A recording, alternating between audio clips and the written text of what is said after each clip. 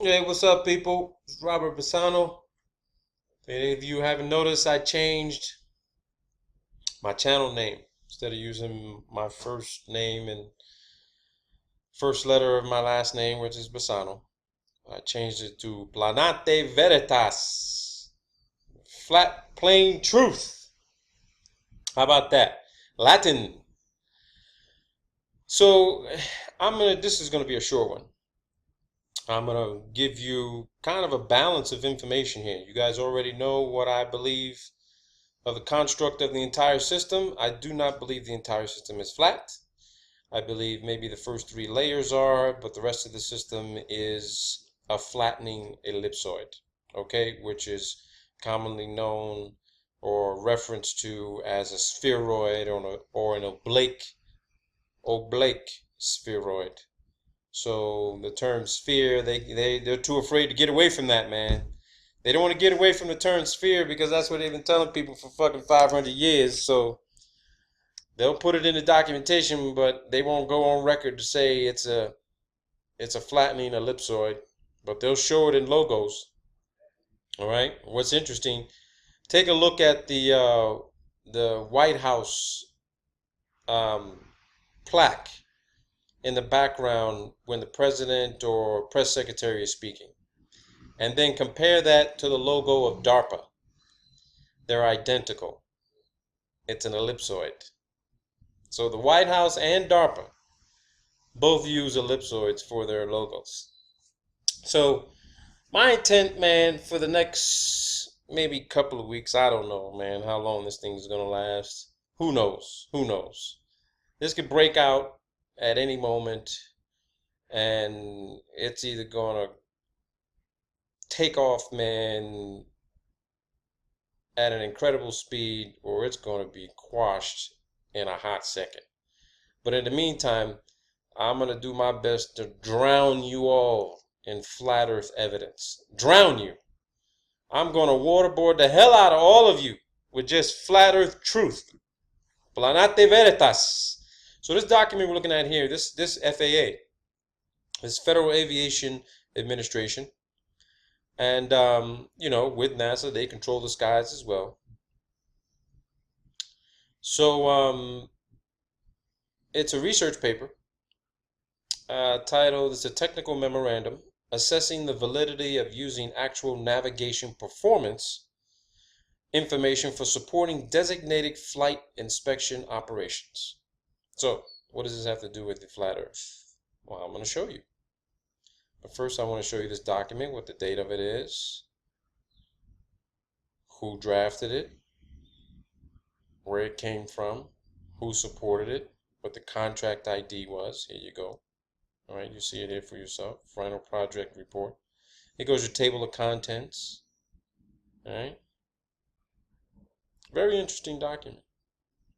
I didn't read the whole damn thing, but it's an interesting document. You got some figures here that they show in this document. You got an introduction. Okay. So what we're going to do, I'm going to take you right to the meat. So let's tie you up and let the waterboarding begin. Here we go. Booyah. FAA. Stand by. So here we have our first mention of the flat earth. Range method. Diagram illustrates simplified method. Simplified method now. I guess the globe ain't simplified. The globe, the basketball, the bowling ball, the nutsack. I don't know. The globe, spheroid, ellipsoid, it ain't simple. It is not a simplified method. They don't have any math for it. They don't have any science for it. They don't know how to calculate it. So, we all see, we all know. We operate, move, function, transport cargo, engage in commerce on a relatively simplified method called the flat earth. And as you can see here, true aircraft position has ranges whose circles are tangent. Estimate of position depends on measured values, which have error. Measured ranges converted to intersecting arcs as shown. Estimated position is at the intersection of the arcs. Position error, which is unknown, is the result of measurement errors which must be quantified. This is what they're saying. What the diagram illustrates the simplified method, flat earth. So to solve all these problems, you got to stick with the flat earth, baby. You can't continue to believe you live on a spinning ball, man. You're not on a spinning ball. But I'm going to stay true to my claim of what the entire construct is on the outer layers, because there's some rotation out there, people. The first three layers, stationary atmosphere over a non-rotating flat earth. NASA said that. But the outer layers do move. We just don't know how. They're guesstimating. But they don't have any mathematics for it to know precisely. Note that this example shows a second possible estimation of position off the bottom where the arcs intersect again. So here you go. Standard commercial jet aircraft. Estimated aircraft position, right? Constant range arc. True position unknown. True position unknown. I mean, if we got satellites out there guiding these aircraft, how the hell could the true position be unknown? I'm going to tell you why. Because they're still using a dead reckoning navigation system. And for those who don't know what dead reckoning is, it's based on estimated position as you're looking down, as you're referencing on a chart based on triangulation, speed, distance, and time. That's dead reckoning. Speed, distance, and time. And a triangulation of where you think you may be. Okay? We have all these transmitters and towers on the ground whereby, the aircraft can communicate, send a signal down, the signal comes back up to let you know exactly which mile marker you're on, or what geographic area you may be, because it'll send up, its signature to let you know what that tower ID number is. Without that, you're fucking lost in the sky, man. If you're military type, you're basing the shit on terrain association. And if you don't know shit about the terrain, you can't identify what it is you're looking at on the ground. You're fucking flying to nowhere, looking for the nearest airport to land because you're running out of fuel. Okay? So there you go with that.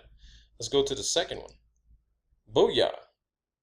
True bearing lines to the aircraft intersect at the aircraft true position. Estimated position depends on measured values. We already went through that shit, right? Okay. So it's basically the same thing. They're just showing two aircraft here, right? Trying to make sure that they don't collide or intersect with each other. There you go. That's it, baby. I told you it was going to be short. I told you it was going to be short. There you go. Estimated aircraft position. They got to do all this math. It's based on a flat earth too. True aircraft position relative to VOR depends on measured values which have errors. Measured range and bearing converted to a relative location, north or east, as shown. Estimated position is derived from combining location of the station with the northeast offset. Position error, which is unknown, is the result of measurement errors which must be quantified to estimate the navigation performance. There you go, people. FAA, Federal Aviation Administration. There you have it, people. There you have it. Need I say any more? You want to question the FAA that why they believe the earth is flat? Go and question them. You want to say something stupid to me, I'll delete that fucking comment. Because I didn't draft this documentation. I'm not forcing them to stick with this model. I told you every single aeronautic, aviation, astronautic company, agency, department, administration, manufacturer, they all use the simplified flat earth method and model. Navigation, you name it. You name it. They don't have anything for the globe. Because it's not a globe. There's a difference between calling it a spheroid and a globe. A globe is a ball. There is not a ball. It's an ellipsoid, an oblique spheroid with a flat plane surface in the middle. That's it. You don't have to agree with it. You got a complaint? Write to your senator. Send him this video. Tell him to look it up. You need more clarification? Go talk to the FAA. Okay? Next document, please. Thank you. Okie dokie. So I said I was going to be fair and balanced, right? So let me tell you what this document is. Let's be clear on this. Let's tell you what this document. This document, another FAA document, Federal Aviation Administration Flight Inspection Office. Okay? Validation of the Automatic Flight Inspection Instrument Landing System Best Fit Straight Line Application. Ooh, they're talking about flying straight lines, huh? Flying straight lines instead of arcs, huh? Curves around a ball. It shows the difference between A and B is a straight line, right? So let's see where they mention flat Earth. Oh, wouldn't you have it? Oh my God.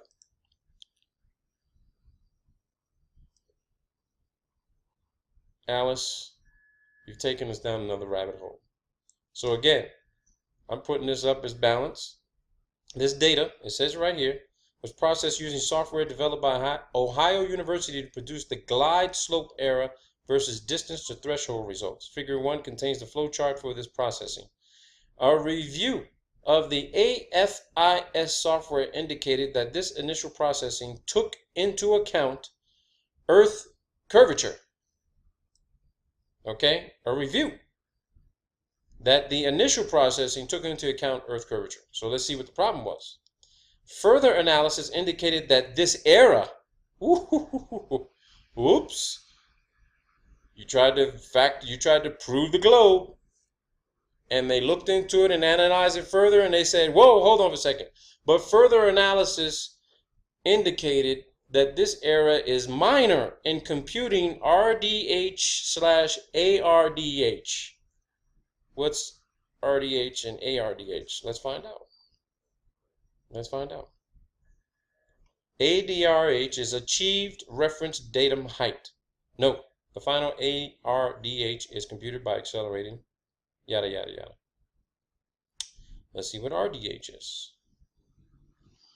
Oh, yeah, by the way, AFIS is the Automated Flight Inspection System. They're using some special software. RDH. I'd say that was the reference datum height. Okay? Reference datum height. So we got that clear. People might want to ask, what the hell does that mean? You got to talk to me. Okay. In fact, it says here, at 4 miles, the most sensitive location for the reference data height calculation, at 4 miles, which is the most sensitive location for the RDH calculation, the difference in altitude for Earth curvature versus a flat Earth is 14.10 feet. You saw it, you heard it, you read it. This introduces an error. This introduces an error in the reference datum height calculation of 1.78 feet. In the Ohio University implementation, all values are converted to east-north up coordinates and a locally level plane referenced to the runway threshold. There you go. There you go. You see the problems they have with navigation systems and reference systems with regard to aerodynamics and aeronautics when they try to factor in Earth curvature. When you try to factor in Earth curvature, creating some sort of custom software program to factor that in, look at the problems you have. Look at the fucking problems you have. Just look at the fucking problems you have. Now that may not be much of an error, Okay? 1.78 feet. But it could mean the fucking difference that if you continue down that error path of 1.78 feet, say for another fucking 100 miles, then you end up somewhere you didn't think that you should be going.